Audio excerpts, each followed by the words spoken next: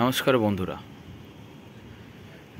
বন্ধুরা, green plans হবিতে আপনাদের স্বাগত। আবারও একটা নতুন ভিডিও নিয়ে আপনাদের কাছে হাজির হয়েছি। ভিডিওটা যে বিষয় নিয়ে, সেই বিষয়টি হচ্ছে কাঠচাপার পট-ইন মিডিয়া। কাঠচাপার পট-ইন মিডিয়া কীরকম হলে গাছ কীরকম হতে পারে সে বিষয়ে একটা ছোট্ট ধারণা দেওয়ার জন্য আজকে আমি ভিডিওটা আপনাদের সামনে প্রস্তুত করতে চলেছি। তো যারা নতুন আমার চ্যানেলে এই ভিডিওটা দেখছেন, তাদের কাছে অনুরোধ রইল অবশ্যই আমার চ্যানেলটিকে সাবস্ক্রাইব করে নেবেন এবং বন্ধুদের কাছে শেয়ার করবেন। আর যারা আমার অলরেডি সাবস্ক্রাইবার, তাদের কাছে অনুরোধ রইল অবশ্যই ভিডিওটা কেমন লাগলো অবশ্যই আমাকে কমেন্টস করে জানাবেন এবং ভিডিওটিকে লাইক দেবেন এবং শেয়ার করবেন। চলুন ভিডিওটা শুরু করা যাক। দেখুন বন্ধুরা, দুটো কাঠচাপা গাছ দু ধরনের টবে বসানো।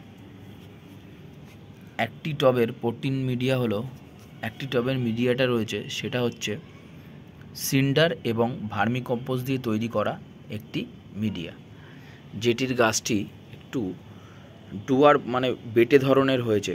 দুটো গাছের এজ কিন্তু সমান, সেটি একটু বেটে ধরনের হয়েছে।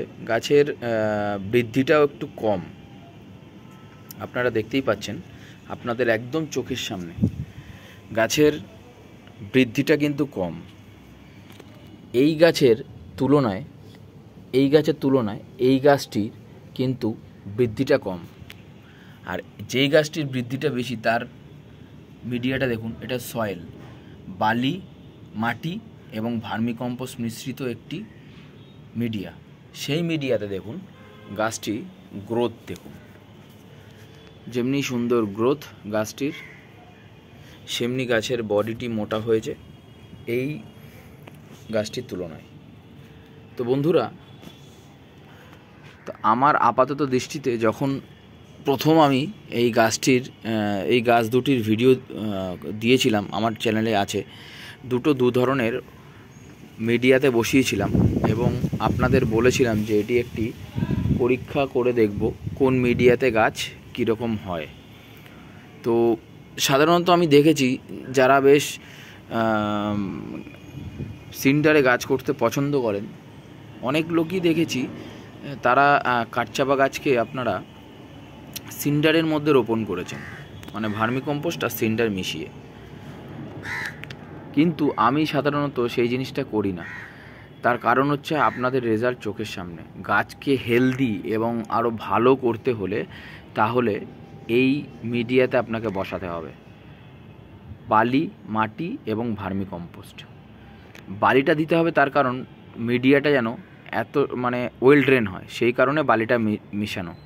আপনারা কনস্ট্রাকশনের বালি ইউজ করবেন। বালির পরিমাণ হচ্ছে, আপনি যদি 2 মুঠো বালি নেন, তার পরিপ্রেক্ষিতে আপনাকে মাটি নিতে হবে 6 মুঠো। 2 মুঠো বালির পরিপ্রেক্ষিতে আপনাকে মাটি নিতে হবে 6 মুঠো, এটা মাথায় রাখবেন। এবং ভার্মিকম্পোস্ট আপনি পরিমাপ অনুযায়ী বসাবেন কতটা পরিমাণে দিতে চাইছেন। কিন্তু যদি ওরকমভাবে একটা মিডিয়া তৈরি করেন, তাহলে যদি বালি দেন আপনি 2 মুঠো এবং মাটি দেন যদি 6 মুঠো, তাহলে ভার্মিকম্পোস্টও আপনি দেবেন 2 মুঠো। এই রেশিওতে আপনি মিডিয়াটা তৈরি করবেন। দেখবেন যে গাছের মিডিয়াটা খুবই সুন্দর হচ্ছে এবং ওয়েল ড্রেন হচ্ছে, গাছে জল দাঁড়াচ্ছে না, গাছ দারুণ বৃদ্ধি পাচ্ছে। তো এই গেল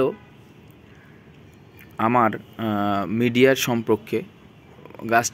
গাছকে অবশ্যই যেই মিডিয়াতেই আপনি লাগান না কেন, গাছকে রোপণ করেন না কেন, সেই গাছ অবশ্যই একদম সূর্যালোকের নিচেই থাকবে।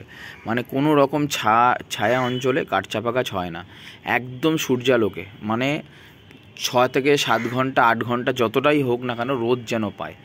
সকালে ওঠা থেকে শেষ পর্যন্ত রোদ কাঠচাপা পছন্দ করে। আচ্ছা, এই গাছ দুটো হচ্ছে আমার কাছেই তৈরি, মানে বীজ থেকে তৈরি। এই গাছ দুটো কিন্তু কোনো কাটিং থেকে হয়নি। এই গাছ কিন্তু সিডের গাছ, মানে একদম চারা থেকে তৈরি হয়েছে। তো গাছ দুটোতে কখন ফুল আসে, কেমন ফুল আসে তারও আপডেট আমি আপনাদের দেব।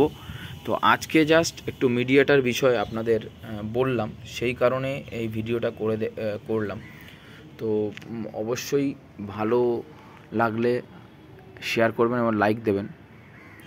আর আপনারাও বাড়িতে খুব সুন্দরভাবে পলিনেশন করতে পারবেন। পলিনেশন করে বীজ তৈরি করে এরকম চারা গাছ উৎপাদন করতে পারবেন। একটু শেখার বিষয় আছে, আপনারা শিখতে পারবেন যদি চেষ্টা করেন। চলুন, এই মুহূর্তে একটি পলিনেশন করা আছে, আমি আপনাদের দেখাই। দেখুন বন্ধুরা, এই একটি গাছ, তার পলিনেশন করে দেখুন। এই যে এটাকে বন্ধ করা আছে, আপনার স্ট্র দিয়ে বন্ধ করা আছে। খুব সুন্দর পদ্ধতি, এটা স্ট্র দিয়ে বন্ধ করা আছে যাতে কোনো রকম মানে জল বা হাওয়া বাতাস না ঢুকতে পারে ভেতরে, সেই কারণে স্ট্র দিয়ে ব্লক করা আছে। ওটা পলিনেশন হয়ে গেছে, দেখা যাক 2 সপ্তাহ পরে কি দাঁড়ায়। 2 সপ্তাহ পরে এটা খুলে দিতে হবে, তখন দেখতে পারবো যে পলিনেশনটা সাকসেস হয়েছে কিনা। তো এরকমভাবে আমি পলিনেশন করে থাকি। তো আপনারা যদি চান তাহলে এইভাবে পলিনেশন করে গাছের বৃদ্ধি করতে পারেন।